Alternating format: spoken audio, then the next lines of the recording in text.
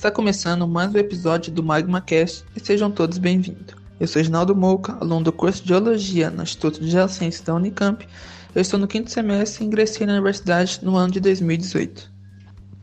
Eu sou o Davi Beteto, também curso de Geologia na Unicamp, ingressei no mesmo ano do Reginaldo, e no episódio de hoje o tema escolhido foi Terra, um planeta marcado por grandes erupções.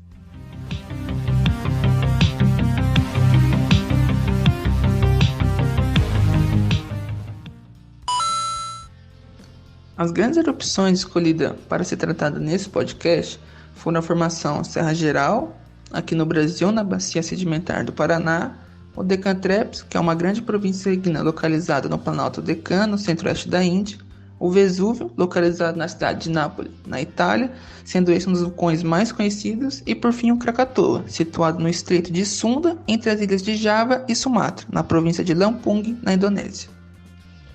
Em especial, iremos abordar 4 eventos de vulcanismo, dissertando sobre suas características principais, idade e como eles marcaram a história do planeta Terra, com suas consequências para as regiões em cada um dos eventos que ocorreram.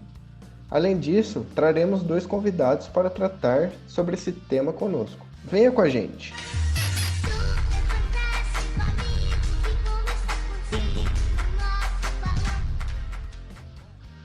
Iniciando com um panorama mais geral, nem todas as erupções são explosivas como mostrado nos filmes. Essa erupção, que também é comum, está diretamente relacionada com a composição de sílica no magma. Essa sílica, por meio das ligações químicas, dá origem aos polímeros, que aprisionam os gases, caracterizando os magmas mais silicáticos, como é o caso, por exemplo, de um magma riolítico. O formato do vulcão segue esse tipo mais explosivo. Como mostrado nos filmes, é semelhante a um cone invertido, chamado com um termo técnico de estratovulcão. Por outro lado, há também as erupções efusivas, que geralmente não são mostradas nos filmes. Isso porque a sua erupção ela não forma aquelas explosões, sendo esses vulcões bem comuns no Havaí. Nesse caso, a composição do magma tem pouca sílica e possui uma composição mais ferro-magnesiana, e como já trabalhado, ele não possui sílica para formar os polímeros que aprisionam os gases, como o Davi explicou. Desse modo, essa lava é bem mais fluida, e ao invés de explodir como no primeiro caso, ela escorre pelo perfil, justamente por essa fluidez que ela apresenta. Esses vulcões são do tipo escudo, apresentam um relevo mais suave. Por fim, em alguns casos, há uma composição intermediária entre esses dois extremos, gerando as erupções mistas. Os diferentes tipos de erupções que a gente consegue observar têm relação direta com a forma dos vulcões. E o formato do vulcão de uma erupção mista não vai ser nem tão agudo nem muito suave. Isso porque a sua composição química não é nem tão sílica nem tão ferro-magnesiana.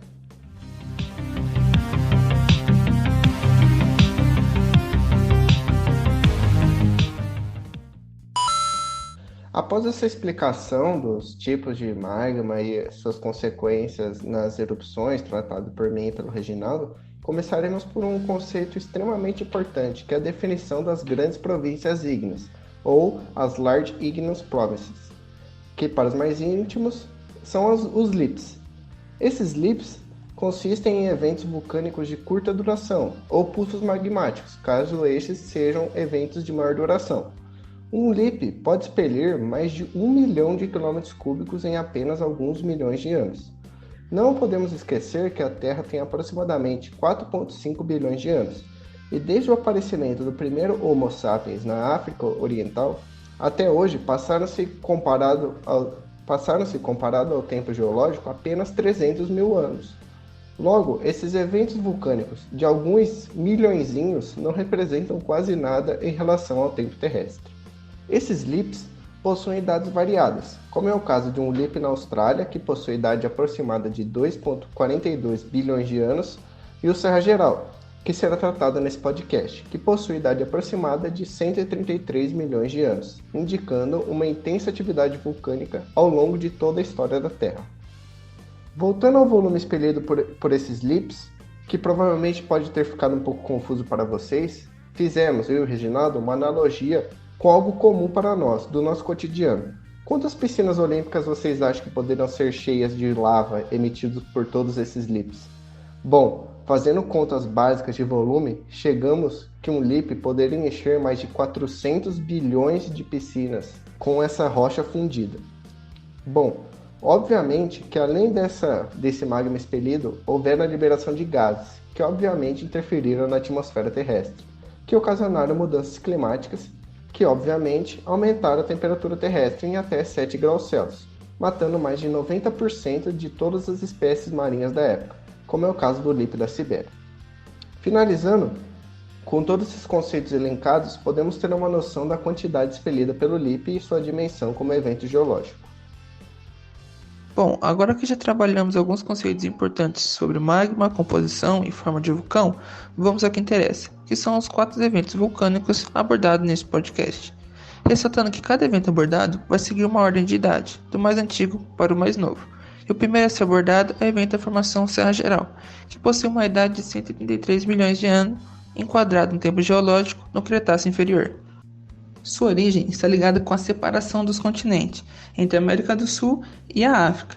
Para conhecimento do tamanho desse evento que foi a formação Serra Geral, ela recobriu 75% da bacia do Paraná, e essa ocupa 1.300.000 km², abrangendo o Brasil, Paraguai, Argentina e Uruguai. Assim, para a gente ter uma noção e comparar, se você somar a região sul mais a região sudeste do Brasil, a gente chega em 1.500.000 km². Para comentar a respeito desse grande evento vulcânico, que inclusive afetou o Brasil, conversamos com o professor Dr. Alessandro Battezelli. Desde 2010, ele é professor no Instituto de Geociências em regime integral na Unicamp, possuindo graduação em Geologia, mestrado em Estratigrafia e Sedimentação e doutorado em Análise de Bacias Sedimentares, ambas pela Unesp. Ele tem experiência na área de geociências, com ênfase em geologia regional, atuando principalmente nos seguintes temas: análise de bacia, estratigrafia de sequências continentais, sedimentologia, sistema de aquíferos e mapeamento geológico. E como um adicional no seu currículo, ele chegou a viajar uma expedição científica que ficou durante 70 dias na Antártica, que inclusive gerou uma notícia comentando um pouco no site da Globo.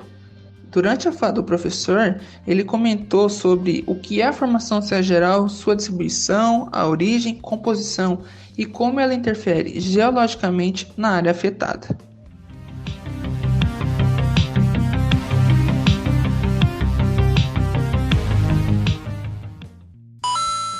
Olá pessoal, meu nome é Alessandro Battezelli, eu sou professor do curso de Geologia da Unicamp e eu vou falar um pouquinho sobre a formação Serra Geral. O que é a formação Serra Geral, qual é a sua distribuição, a origem dessa unidade, a composição e qual que é a representação e a representatividade dela mundial, né? Qual é a implicância do processo geológico que deu origem a essa unidade e o que ele significa do ponto de vista de evolução da região sudeste do Brasil e em termos de evolução geral do nosso planeta Terra. Tá? Então eu vou falar um pouquinho sobre isso.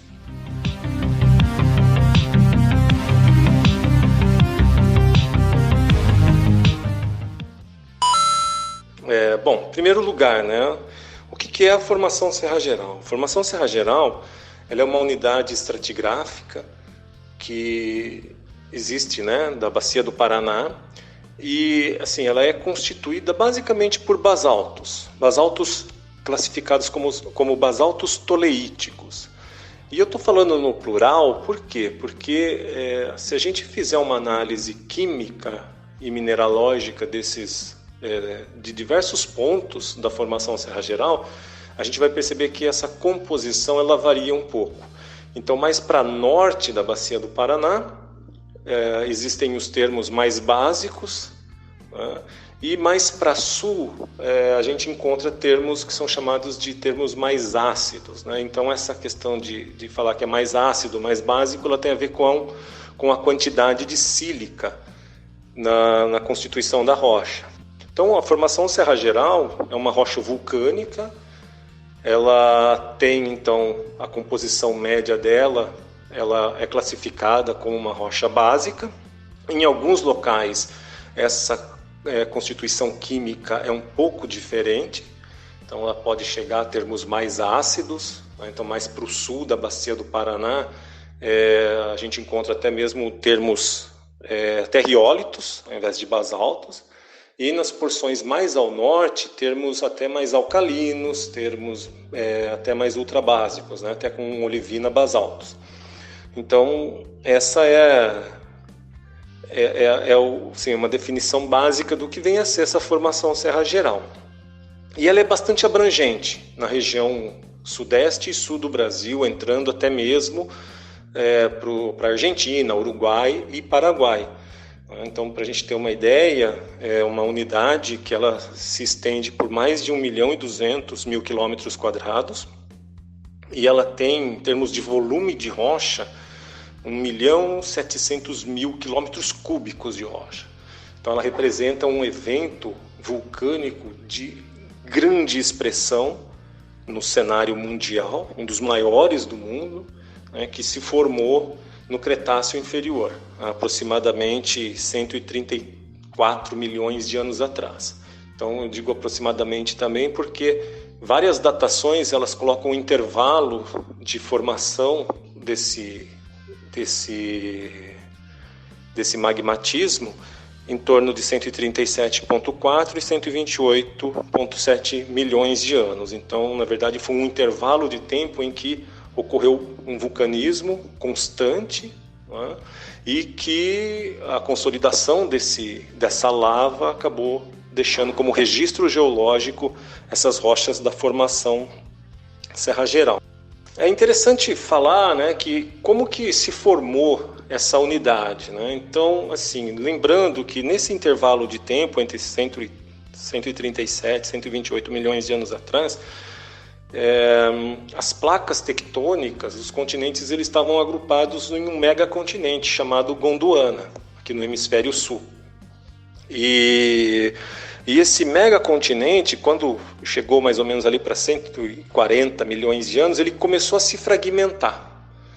Então ele começou a se separar, né, da Laurásia, e a placa sul-americana e placa africana começou a se separar também. E nesse movimento de separação, muitas falhas do embasamento começaram a ser reativadas. Então houve uma intensa fragmentação nesse megacontinente, né, Gondwana, e internamente na América do Sul vários falhamentos foram